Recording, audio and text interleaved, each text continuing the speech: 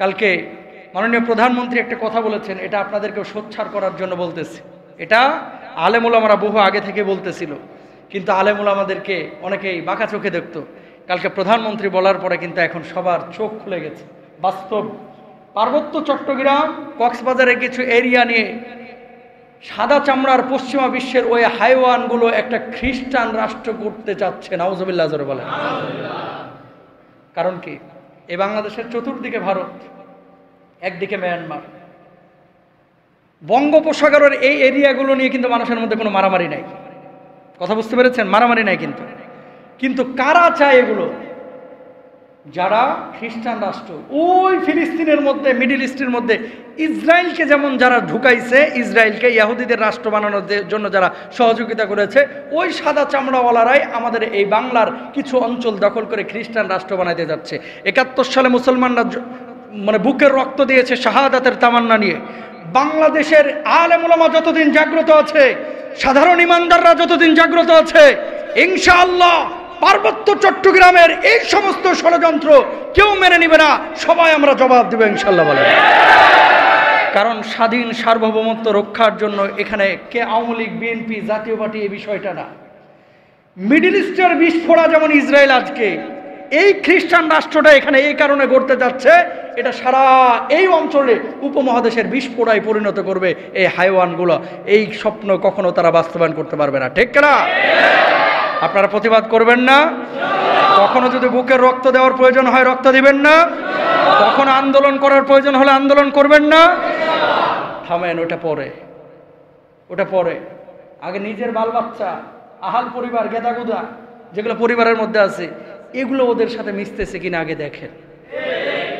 অনেকে আছে খ্রিস্টান হিন্দুদের সাথে এখন প্রেম করে, অনেক খ্রিস্টান হিন্দুরা মুসলমানদের সাথে প্রেম করে। নাউজুবিল্লাহ বলেন। এই রংপুরের অনেক মুসল্লি আপনারা এখানে আছেন, আপনাদের দিকে ছাগল দিয়ে খ্রিস্টান বানায় ফেলায়। আপনারা বুঝেন না এগুলো। মনে হয় কি করে জানেন? ক্ষুদ্র ঋণ নিয়ে যায় খ্রিস্টানরা, আর ওদেরকে টাকা দেয় ওই পশ্চিমা বিশ্বের সাদা চামড়াওয়ালারা, নিয়ে যে মুসলমানদেরকে টাকা দিয়ে এরকম বুঝায় আর কি, এত বিপদে কই তোমার প্রভু তো কোনো হেল্প তোমারে করলো না। হেল্প করলো কারা করলো? তোমরা করছো। এইভাবে মডিফাই করে, বিভিন্নভাবে মডিফাই করতে করতে একসময় খ্রিস্টান বানায়। আল্লাহ ওদেরকে বুঝদান করুক। বাংলাদেশে এনজিও থেকে সাবধান। ঋণ যদি নেওয়ার প্রয়োজন হয় মুসলমানদের কাছ থেকে নেন, কিন্তু এই খ্রিস্টান যারা আছে, যারা এই এনজিওগুলোতে কাজ করে, ম্যাক্সিমামের উদ্দেশ্য খারাপ। দুধের কোটা দিবে তো মনে করেন 200 টাকার, আর ফায়দা নেবে 400 টাকার। ওই ডাক্তার ইউনূসের ওই যে কি গ্রামীণ ব্যাংক নাকি দেখছেন না, দুধেলা গায়ে মনে করে পুরা গ্রাম অঞ্চলের মানুষকে টাকা দিছে 16,000। স্বামীর কথা মানবো না, কিস্তি দেওয়া ছাড়বো না, আছে না? দিছে 16,000, উঠে নিয়ে গেছে 33,000, তারপরে বলো সেও শোধ হয় না। ক্ষুদ্র ঋণগুলোতে এই অবস্থা, সুদে একেবারে জর্জরিত করে ফেলবে। এনজিওগুলো থেকে সাবধান হতে হবে। আমাদের শিক্ষা ব্যবস্থায় যে সমস্ত টিচাররা অন্য ধর্মের, তারা আমাদের বাচ্চাদেরকে তাদের স্রষ্টা নিয়ে কোনো ভুল মেসেজ দিচ্ছে কিনা এগুলো সম্পর্কে জানতে হবে। হ্যাঁ, তার ধর্ম সে পালন করুক, এটা তার ধর্মীয় স্বাধীনতা আছে। একদিনেই কিন্তু সব কিছু চেঞ্জ হয় না ভাই। এই সাদা চামড়াওয়ালারা এরা কিন্তু খুব সূক্ষ্মভাবে কাজ করে, আমাদের মতো এত আবেগী না। এরা আগামী 50 বছরকে টার্গেট করে সূক্ষ্মভাবে কাজ করে, আপনার মন জয় করে ফেলাবে। ফেলানোর পরে আস্তে করে মনে করেন বিষ ঢুকায় ফেলাবে। তো সাদা চামড়াওয়ালারা বঙ্গোপসাগরে একটা জোন চায়, এখানে তারা ঘাঁটি গাড়বে। ইরাকের অবস্থা কি হয়েছে? ঘাঁটি গাড়ার পরে অবস্থা কি আগের অবস্থায় আছে? সিরিয়ার অবস্থা কি হয়েছে? সৌদি আরবের অবস্থা কি হয়েছে? জর্ডানের অবস্থা কি হয়েছে? ইয়ামানের অবস্থা কি হয়েছে? এসব দেশ তো আমরা সফর করেছি, আপনারা তো করেন নাই। যা দেখবেন রাষ্ট্রনায়ক আছে, রাষ্ট্র আছে, কিন্তু রাষ্ট্রের স্বাধীনতা সার্বভৌমত্ব নেই।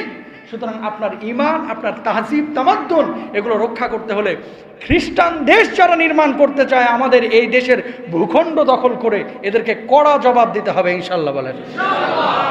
কারণ আমাদের এই দেশ অনেক রক্তের বিনিময়ে অর্জিত হয়েছে। আমাদের স্বাধীনতা, আমাদের সংগ্রাম, আমাদের অনেক কিছু এটার পেছনে ক্ষয় হয়েছে। আল্লাহ তাআলা তৌফিক দান করুক। বলবেন হুজুর এই আলোচনা কেন দরকার ছিল?